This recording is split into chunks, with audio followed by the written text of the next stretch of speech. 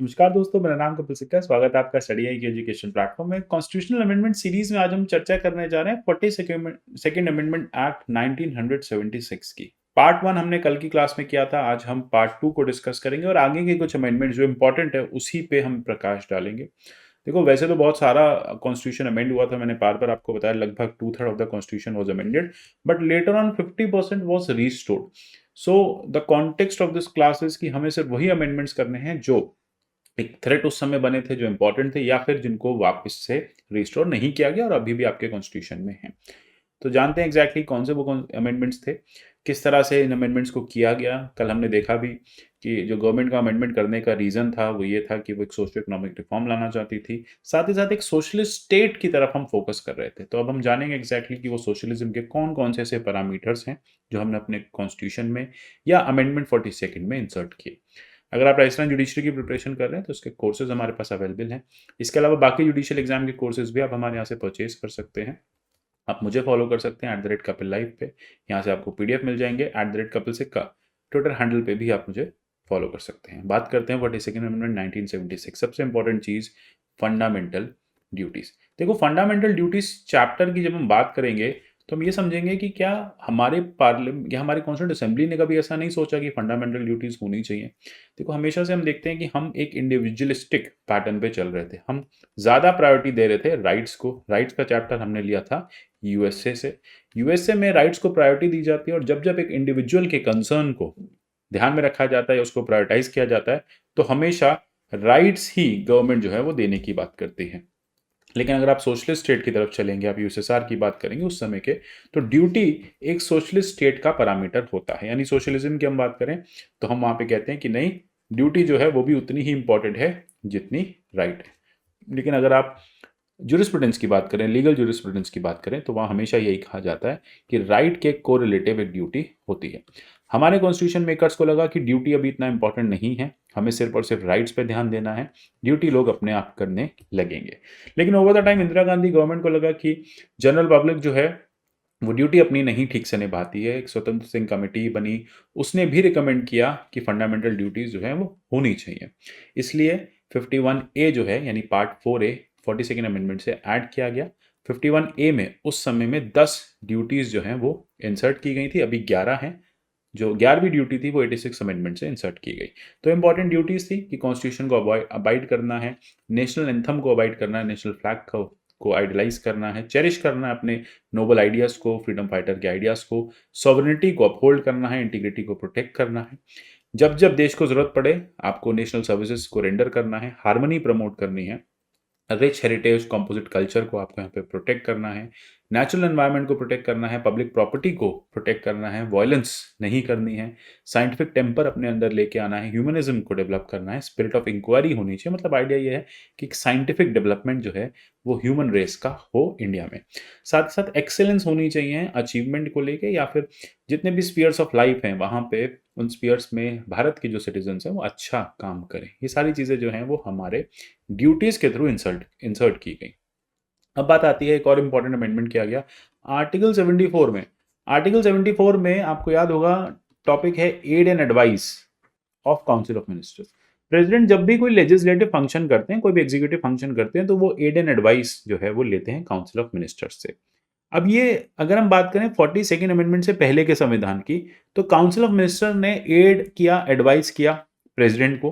President चाहे तो उसको माने, नहीं चाहे तो नहीं माने, ये सिनेरियो था। लेकिन इसको चेंज कर दिया गया 42nd अमेंडमेंट में और ये कहा गया कि कोई भी ऐसी aid and advice prime minister या काउंसिल ऑफ मिनिस्टर प्रेसिडेंट को भेजते हैं तो प्रेसिडेंट को उसी एडवाइस के अकॉर्डिंग ही काम करना पड़ेगा, act in accordance with such advice. इस सिनेरियो को बाद में 44th अमेंडमेंट में चेंज किया गया। क्या किया गया वो मैं आपको 44th अमेंडमेंट में बताऊंगा, लेकिन अभी के लिए यह था कि ड्यूटी बाउंड कर दिया गया, बाध्य कर दिया गया प्रेसिडेंट को कि जो भी एड एंड एडवाइस आप काउंसिल ऑफ मिनिस्टर से मांगेंगे, जो भी एड एंड एडवाइस आपको काउंसिल ऑफ मिनिस्टर देंगे, आपको उसी को फॉलो करना पड़ेगा, फिर आप अपनी नहीं चला सकते। इसी के साथ साथ आप देखेंगे 83 की हम बात करें, आर्टिकल 83 बात करता है लोकसभा की। लोकसभा का टेन्योर 5 साल है।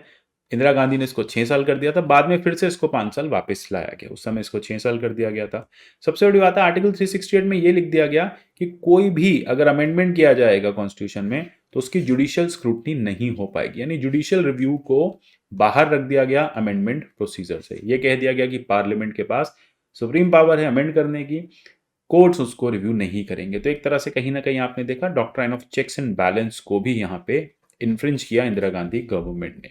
साथ ही साथ जुडिशियल रिव्यू की पावर रिट के केस में भी ले ली गई कोर्ट से, कहा कि जो भी रिट जुरिडिक्शन है उस पर जुडिशियल रिव्यू या नहीं होगा। ठीक है, तो सुप्रीम कोर्ट का जो भी रिट जुरिडिक्शन है, हाई कोर्ट का जो भी 226 में है जुरिडिक्शन, उसमें किसी भी तरह का, या अगर स्टेट कोई भी लॉ लेके आती है और वो ये कहता है कि आपके फंडामेंटल राइट इन्फ्रिंज हो रहे हैं, ठीक है, वो लॉ आपके फंडामेंटल राइट को इन्फ्रिंज करता है, तो कोर्ट उसको 32 में चेक नहीं कर पाएंगी। ये याद रखने की बात है। इसे बाद में हटा दिया गया, लेकिन ये उस समय की जो बातें हैं वो करी गई।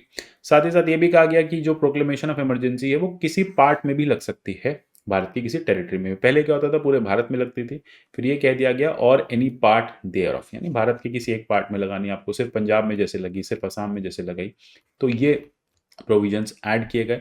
अच्छा, एक और इंपॉर्टेंट चीजें की गई, कुछ एक ऐसे टॉपिक्स थे, कुछ एक ऐसे सब्जेक्ट्स थे लिस्ट 7 में, मतलब हम बात करें यहाँ पे शेड्यूल 7 की, हम बात करें सॉरी शेड्यूल 7 में कुछ एक टॉपिक्स थे, उसमें उन टॉपिक्स में सिर्फ और सिर्फ स्टेट गवर्नमेंट के पास पावर थी लॉज बनाने की। ठीक है, जैसे मैं आपको बताऊं एजुकेशन उस समय शेड्यूल 7 की लिस्ट 2 में, यानी स्टेट लिस्ट में था, यानी सिर्फ और सिर्फ राज्य सरकार ही यहाँ पे लॉ बना सकती थी, जैसे कि एजुकेशन पे, फॉरेस्ट पे, वाइल्ड लाइफ प्रोटेक्शन पे, बर्ड पे, वेट्स एंड मेजर्स पे, एडमिनिस्ट्रेशन ऑफ जस्टिस पे। तो इसको इंदिरा गांधी गवर्नमेंट ने चेंज किया। Indira Gandhi government in topic को ले गई कॉन्करेंट लिस्ट में, बोले इस पे स्टेट एंड यूनियन दोनों मिलकर लॉ बनाएंगे, क्योंकि एजुकेशन हमने देखा, हमने काफी लंबे समय से स्टेट्स को दे रखा था और स्टेट्स काफी अच्छा काम नहीं कर पा रही थी। सेंट्रल यूनिवर्सिटी स्टैब्लिश करने की जरूरत थी, सेंट्रल गवर्नमेंट को कुछ एजुकेशन रिलेटेड रिफॉर्म्स लाने की जरूरत थी, इसलिए उन्होंने इसको दे दिया कॉन्करेंट लिस्ट में, जिसमें दोनों ही लॉ बनाए। सेम फॉरेस्ट के साथ किया, फॉरेस्ट प्रिजर्वेशन है, प्रोटेक्शन ऑफ वाइल्ड लाइफ है, इसको भी कॉन्करेंट लिस्ट में डाल दिया गया और ये अभी तक कॉन्करेंट लिस्ट का ही पार्ट है। साथ ही साथ कोरम जो है पार्लियामेंट में, जो 1/10 कोरम है वो हटा दिया गया कि पार्लियामेंट में 2 लोग हों, 5 लोग पार्लियामेंट चलेगी। साथ ही साथ ये कहा गया कि जो प्रिविलेजेस हैं एमपीज की 105 में, ठीक है, एमएलएस के केस में, अब ये जो प्रिविलेजेस हैं इस पे पार्लियामेंट समय समय पे लॉ बनाती रहेगी। इंदिरा गांधी गवर्नमेंट ने एक चीज और अच्छी की थी, ऑल इंडिया जुडिशियल सर्विसेज को लाने की बात की और साथ ही साथ 323A को भी इंसर्ट कराया। इससे ट्रिब्यूनल्स जो हैं वो कॉन्स्टिट्यूशनलाइज हो गए, यानी 323A 323B में ये कह दिया गया कि ट्रिब्यूनल्स जो हैं वो संवैधानिक उनका रूप रहेगा। पार्लियामेंट समय समय पे जरूरत के आधार पे एक तो सेंट्रल एडमिनिस्ट्रेटिव ट्रिब्यूनल, देन उसके बाद स्टेट एडमिनिस्ट्रेटिव ट्रिब्यूनल या फिर अदर ट्रिब्यूनल्स, चाहे वो टैक्सेशन के हों, जैसे आपने देखा बाद में एनजीटी आया, इस तरह के ट्रिब्यूनल जो है पार्लियामेंट स्टैब्लिश कर सकती है। तो कुछ जुडिशियल रिफॉर्म्स माने जाते हैं काफी अच्छे थे इंदिरा गांधी के 42nd अमेंडमेंट में। बाकी कुछ एक ऐसे अमेंडमेंट्स थे जो एंटी कॉन्स्टिट्यूशनल थे या अनकॉन्स्टिट्यूशनल नेचर थे, जिसे बाद में स्ट्राइक डाउन कर दिया गया। इतना ही जानना था 42nd अमेंडमेंट में। आशा करता हूँ पूरा अमेंडमेंट क्लियर हो गया होगा। मिलेंगे अगले 43rd अमेंडमेंट में, तब तक के लिए good bye, take care and God bless you all.